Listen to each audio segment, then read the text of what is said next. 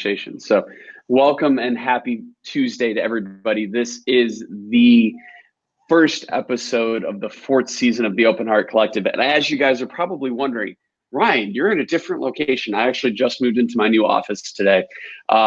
So that being said, this fourth season, we're taking it with a bit of a different approach. Same type of conversation, same content, same structure, all of that, but we're taking it to another level. So with that being said, what better way to kick off this fourth season than with the man who literally epitomizes next level, Mr. Rosario Smirne of Quit Bitching Coalition. Now, I've had the sincere pleasure of knowing Rosario for quite some time, but I have had to get him on as a guest for this show. So if you are new to the Open Heart Collective and you're like, what is this? What are you guys talking about? Why is Ryan looking in two different places all at the same time? This is a live video podcast that is simultaneously broadcast on Facebook and right here on Instagram as well. So if you see me kind of bouncing around the two, that's why. Now, on top of that, this episode will also be available in audio form as well as on YouTube. So make sure that you stay tuned for it later in the week. The Open Heart Collective was a show that started back in March of 2018 with the premise of having open, raw, real conversations about mental health from amazing individuals such as Rosario, who have led incredible lives, who have done a lot of amazing work, but have also had moments of struggle, have also had periods of time in their life when it's been dark, but now are at a different space. And the objective is to not only obviously learn a bit of Rosario's story, but also to dive in and figure out, okay, what were those dark moments that he had to overcome and what he did to overcome them. And in addition to that, all right, we need to know all the exciting things, because when we talk exciting things around mental health, we give those people who are coming up behind us, who are struggling, hope. And that's the entire purpose of this community, is to inspire hope. Now, a little bit of housekeeping for everybody who's tuning in. This is a safe space. This is a space that does not promote hate, does not promote judgment, does not promote ridiculing or anything along those lines. If I see it anywhere in any episode at any given time, you will be removed, because this is a place where we can be honestly vulnerable and have raw, real conversation. So with that being said, welcome to the Open Heart Collective, Rosario. It's an honor to have you here. Yeah, thanks for having me. Happy to be here. So give us an introduction. Tell us, Rosario. Talking about me? Yeah. This is not the Ryan show. This is the Rosario show now. I don't know. I've known you about 2 years, from Scranton, Pennsylvania. As you said, I own the apparel company, Quit Bitching Coalition. We opened it about 4 years ago. That's something I'm working on, the most right now. I grew up playing high school, college sports, and everything within my life brought me to this point of, Quit Bitching Coalition and other things. I got 3 kids, a wife, and a happy family. 3 boys. Keep me busy. 3 boys. Whew. That makes for a crazy life, especially when you're also an entrepreneur. Yeah. So to dive deeper in that, you said you were an athlete, high school, college. I'm assuming when you were a elementary kid as well. Like what was your passion when you were in sports? What was the sport that you loved the most? For baseball. Those on the feed who don't know you. Oh, baseball, 100%. I played them all, but baseball was by far my favorite, and probably I'd say my best sport, definitely. What made it your favorite? My whole family played it. My father, grandfather, we've been playing it since I was 2 years old. So, just something I picked up young and probably became obsessed with it. It's my, pretty much all I wanted to do until I couldn't do it anymore. So that was it. That was my pretty much everything at one point. Right. So that was the quick version of the Rosario story. I want to know the deeper version. So you were a young kid, you got into baseball, parents played it, grandpa, dad played it. Mm-hmm. What was the family level of expectation that was put on you to actually excel in the sport? Was that something that was put on you, or was it because when people come from high achieving families or highly like athletic lineage families, they're expected to be at a certain level. They're expected to accomplish a certain thing by a certain age because that's what the other person in the family did. So growing up in a sports family, how was that for you? It wasn't too bad. I mean, my parents, they wanted what I wanted, and that's all I wanted to do was play baseball. Right. That's pretty much it. So they didn't push me towards it really, but they knew that they supported me, but they definitely knew I wanted to do it, so they were definitely cool with that. But that's, like I said, at one point, that's all I really wanted to do. I mean, baseball is one of those sports, that you have to have a passion for it because it's got such a skill to it. It's not like football where, which don't get me wrong, has a certain level of skill. It's one of those things where you just kind of go all in and have to excel in your particular field or your particular role, and everybody has a different role to play. So when you were growing up, what maybe in sports in particular, what were some of those moments that you had where there were struggles that you had to overcome? So let's kind of start to address a bit of those. Growing up, I didn't really have any struggles growing up playing sports. That's all. I worked hard. There was really no struggles. The only time I really was stressed about sports was when it was over, when I was 23. So then how did you deal with it when it was over then, if that was how you struggled? Avoided it, just didn't really deal with, didn't watch baseball for a while, stuff like that. It took me a while to start watching it again, even with my kids. And then once they came around, I had to, get over that part. But that was, that was that. Not something I talk about too much, But yeah, that was it. Pretty much. Sports are sports, that's it.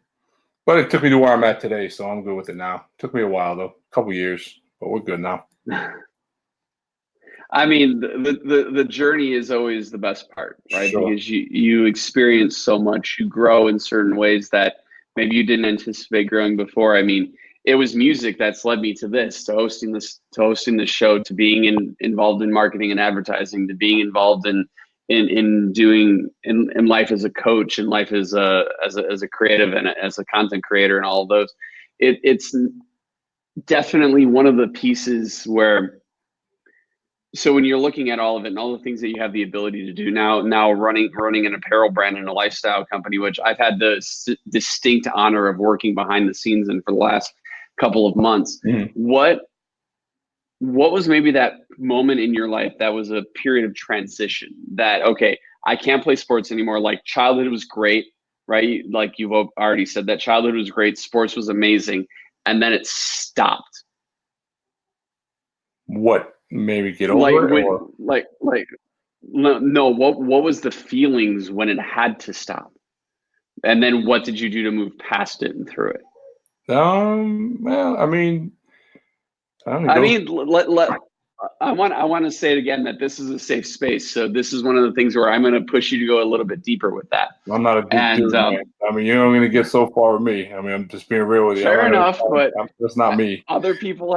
Other people have said that too, and I've gotten stuff out of them. But anyways, good luck. So, what I'm saying, well, no, it was a time I had to get over it. Couldn't sit around, had to keep on moving, and it took a while. I don't know the exact point when I got over it, but it was, it was tough. I remember, the first couple pro baseball games going to watch, when my kids was a little, coulda, shoulda, woulda type thing, but. That was probably the best part about it, sharing it with them, But, it was, like I said, it's all, at one point was all I really cared about. Besides family, sports. And, it's something I don't think I was unique to go through, because I think every athlete that either had the ability or wanted the ability to go to the, big leagues, I think some people, it hits them at, 18, they're done in high school. Some play 10 years in the pro, some play 4 years of college and a little bit in Italy. Who knows? I don't think very many competitive athletes ever just like, it's over one day. It's like, getting fired from a job, we'll get another job. If you get to the level that I thought I was at, that you had to work as hard to get to play for as your Division I, it doesn't just happen. So you have to be a competitive person to be that. So most people don't just, get over it. Now, some take it harder than others. Depends on what your expectation was. But, it was tough. I mean, it was what it was, So that was like the main, the main thing. But I always say, like, if not making to the big leagues is the worst thing I had to deal with in this life, I feel pretty fortunate. You know what I mean? I got healthy kids, healthy family. Both my parents are alive. My sister. That at 23 years old, was I thinking that way? Because you think, everyone's going to live forever, But at this point, I'm thinking, well, I've had a pretty good life, not too many hardships. Everyone, is pretty much alive, So if that's the worst life, the worst thing that had happened to me, I'll take that any day, 10,000 times over. I mean, and that's the great thing too, is like when we're talking mental health, right? Mm-hmm. You could still have everything working out for you and still not feel great. You still have bad days. Still, I mean, everybody has bad days. Even the people at the top of their, like, I'm a big Chicago Bears fan. And 2 Sundays ago, one of my favorite defensive players on the team, Roquan Smith, had to sat out for personal reasons. Sure. Now, there's been some speculation as to why he sat out, but honestly, I think a lot of that had to do with he just wasn't feeling here. Mm-hmm. He wasn't in the right mind frame to be able to play at his level, at the level that he expected of himself. So that to be said, I mean, athletes especially, this is how frequently as an athlete did you guys talk about how you were feeling in your head or how you were feeling in your heart going into a game, or coming out of the locker room, maybe going in the dugout in for the instance of baseball, when you had a bad at bat and you're like, fuck. And then you get into your own head, because we as humans tend to do that. We tend to overanalyze, especially as an athlete. Okay, I could have done this better, right? Because what's the first thing that we see, especially watching like pro football? A quarterback throws an interception. What do? They go back to the bench and they pull out the tablet and they start to review the exact play that they fucked up. Right? Yeah. No, yeah, for sure. So I think as an athlete, we do that. And I've had a couple of former pro athletes on the show, or one in particular as a previous guest, but he struggled with something else. Like, so you left baseball and then the moment of transition happened when you found quit pitching. I think that's the real like meat of the story, because that's when life started to take a turn. You weren't able to be an athlete anymore, but you could still be affiliated with athletes. You could still work with athletes. Sure. So let's talk the QBC story. How that started, or like how that all ties all in? Of it. All of it. Yeah. All right. Well, I mean, a lot of people, you're kind of getting to it. Quit Pitching Coalition was started, to help people and motivational, fashionable stuff. But part of it was with me too, as well.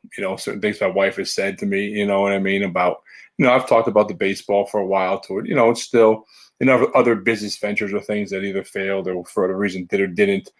And, it was pushed on, like, gassed up by that a little bit, you know what I mean? And it's evolved, but that's pretty much where it started, and it's definitely helped me through things. It's also helped a lot of people out there. I mean, you would not believe the DMs and emails I get from people, across the world talking about, they used to do this, they do this better, it motivates them for this, or boom, boom, boom, they got their shirt on this. So I always say it's a lifestyle brand. It's definitely t-shirts, but I like to think it's a lot more than that. You know what I mean? Right. And that's my goal. You know what I mean? So I get, sometimes I'm a counselor, I mean, I have people I don't even know asking me questions about situations. And, I've answered. I could probably say I always joke on, Instagram, like, when's the last time Nike returned the DM, or fucking Under Armour wrote you back? I wrote back. I've never been an unwritten. The only people I don't write back is, the 55 emails I get a day from people from Singapore and, Indonesia trying to sell me shirts. I mean, I don't even know who they are. Yeah, I don't write them back. Right.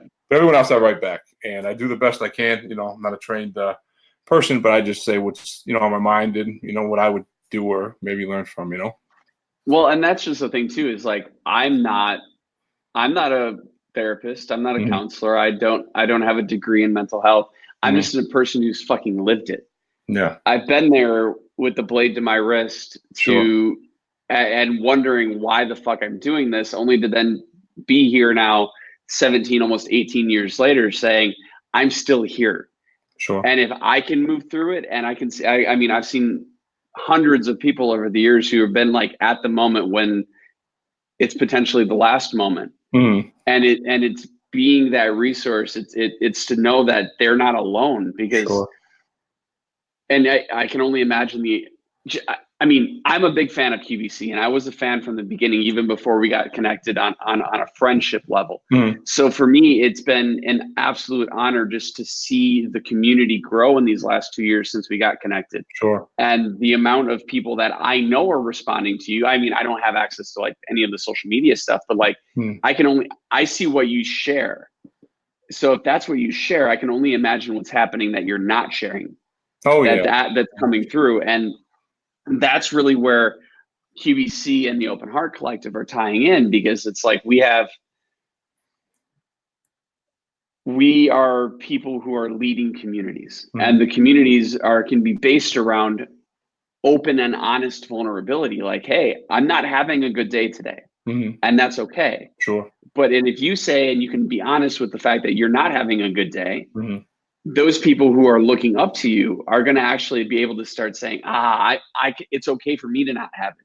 Right? Yeah, because especially being men, sure. especially being athletes, like we can't be vulnerable. We can't cry. We can't do all of that shit, because that's what our parents taught us, and their parents taught them, and those people taught them. And it goes back generationally. And that becomes an issue to where now men aren't talking about mental health. We're not talking about how we're feeling, even though that's critically important to understand, especially in business. Like, we can be high achieving in business, but still be broken in the head. Sure. So it's a matter of how can we actually openly convey the fact that we're struggling, yet still be that high achiever that we know we are, that everybody else around us knows that we are. So with QBC and the mission that you guys stand for, I mean, we still haven't heard the why QBC started or how it started story for those people who don't know the story. I mean, we went off on a bit of a tangent there, but that's why the show is an hour long and not 30 minutes. Sure. So, so tell us the QBC story. Where did it originate? It literally originated in my apartment, and I was, saw a lot of people complaining on Facebook and, all this other stuff. And let me just back up a second before I go there. And it's something you need to know, but just in business and life. Like, if you told me 5 years ago I'd be doing t-shirts, I wouldn't believe you. So I didn't sit around and dream up QBC. Like, I'm going to start a company, I'm going to sell t-shirts. It wasn't a goal. Right. It just kind of happened. And turn our life was just own. And once I saw the vision, it's going exactly how I thought. But anyway, so I put a status on Facebook, and I was like just fed up with people, and I, maybe talking to myself, complaining about stuff, and life is too short, too many good things going on, talking about all this stuff, and I put it up there, and I said t-shirts are coming out in a week, and I mean, I had no ideas about t-shirts, and I went to bed. And I woke up to like 10 million texts and emails, like people asking about the t-shirts. So I'm like, what the heck? I might have something going on here. So I made a pound of bacon, because that's what I do on Saturdays, a pot of coffee, and I trademarked it, because I'm not having this shit stolen. I said to myself, so I trademarked it right there. Boom. Took the status down. I talked to my wife, my mother, and everyone seemed to love it. And I was like, well, part of my struggles in anything is I try to go, I'm so excited, boom, when we do, I came up with some 3 what I thought were badass designs. Showed them to some people, and some people loved them because they support you. I could have put an X on a paper, and I showed them to my wife, and she's like, these, can we curse here? No. Yeah, you fucking can curse here, by the way. Good, because I should have told you. Yeah, I'm trying to edit myself. This show has no filter. Right. None of this. Neither do I. This episode will be raw, real, live. Yeah, I just lost 10 pounds on my back. Thank you. All right. So anyway, she's like, these fucking designs suck. She didn't curse. I cursed. So, and then I was like, oh shit. So I had to start from scratch. Well, that scratch took me 2 years because no one taught me how to sell T-shirts, how to do it, nothing. I got scales now, like a drug dealer set weighing shirts and shit I never knew how to do. So what I did is I made about 36 points of things I had to do to launch it. I talked to some people. I Googled TED Chats, Googled more, YouTube, called people, annoyed people until they tell me stop asking questions. Boom, boom, boom, boom. And by the way, the backbone of every entrepreneur story ever. Call people until you annoy them and tell them they tell you to shut up. Yeah, and you know what? It's funny. The best thing they did because they're like do some research, and I did a lot of research. So anyway, after 2 years getting married, having my second kid, we launched it, and I teamed up some pretty good marketing company. I always shout out Taylor and Hove, helped me do my packaging from the mints to the tissue paper stuff. I mean, me and tissue paper, like, why would I think of that? I never would have. I mean, I'm not exactly artistic. So then we launched it, and we sold in 50 states. And I'm not here to brag about it, but in terms of what it's become and how. Right. Why? Hey, no, hold up. Yeah. It's not necessarily about bragging. It's speaking the truth, right? Yeah, true. You did good. You fucking killed it. Well, own it. Yeah, it's there's so much more potential to go. What when I say what the success is, I'm happy with the people that we've raised money for a couple of charities. We're doing our second annual one in 2 weeks. For Heart of a Hero, which is my 2 or 3 things of I like to help as a vets, anything to do with child cancer, anything with children. So that's our thing coming up in 2 weeks. Do a 2-month campaign, give it the Heart of a Hero, and it's this guy just look like Spider-Man to make it extremely short, and he goes and sees sick kids and their family. But I'm talking across the world, right. From here to London, and it's much love, Ricky. Yeah, Ricky's the man. Man, he's the man. But anyway, we have a special shirt we're releasing. I know you saw it. We're releasing in 2 weeks, and we take donations, and we're try to raise a couple grand for Christmas for for him and all his kids he goes to see. But I'm just as proud as any T-shirt is all the people that I know we've touched. I mean, someday, launching a website, as pretty soon, with permission from these people, I'm going to start showing some of these things if they tell me I can. Their stories, or if I put an unknown person, just to show these DMs I get, and it's not to brag, but to show, like you said, what people are going through, and can get past. And some of these people that are having tough days or tough years, or some of the biggest, strongest, baddest people they're not, they're jacked, and you would never know it by their Instagram, but they are, like as you say, they're everyone struggles, but that and this is why, because mental health knows no boundary. Nope. It's not color, it's not creed, it's not sexual orientation, it's not physical physique, success, money, love, any of those, because it's the world's largest pandemic. And the reason why it's persisting is because we've become a culture that reacts to things and does not proactively act on making change in things. Sure. That's why this show exists, is to get these conversations out of the darkness and into the light.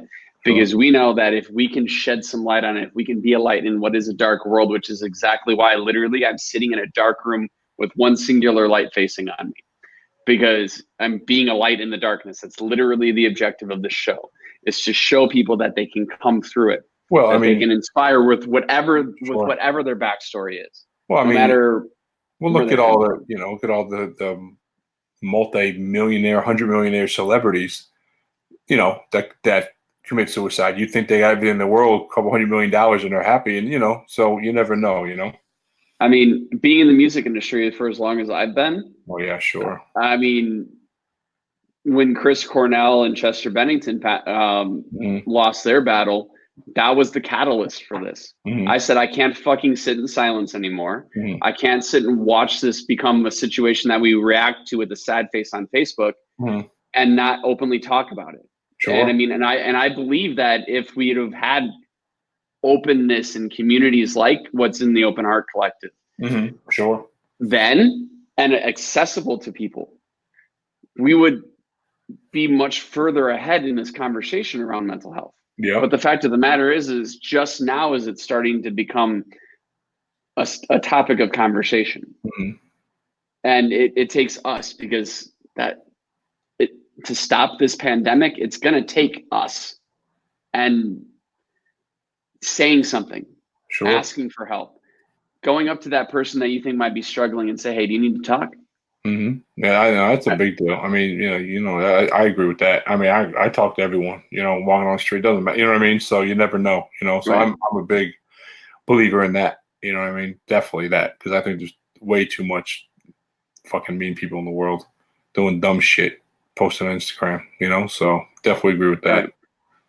I mean, we have the ability. It's on us. No amount of legislation in any government across the world is going to change it. It takes us. Yep, that's the truth. And that's why this is so important, because if we can have these conversations, right? You're now so 16 episodes each season. I've done 3 seasons now. So that would be what, 48 guests, 49. So you're my 49th guest in the series of the show. Mm-hmm. That's 49 people with 49 stories, and this is just scratching the surface. Sure, sure. And whether it be an athlete, whether it be an entrepreneur, whether it be a musician, an artist, a creative. Look at all the veterans. 22 a day?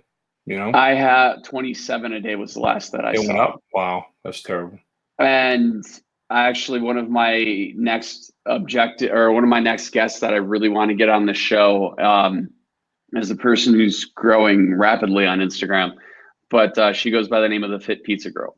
Mm-hmm. She's a veteran and fitness model and pizza lover. So the fact of the matter, it's one of those things where it's like, and all of these people have stories. Like we are all human. We are all connected on this thread of just being humans with one another. And if we have the ability to just have these conversations and say, I'm not feeling it today. Sure. And that's okay.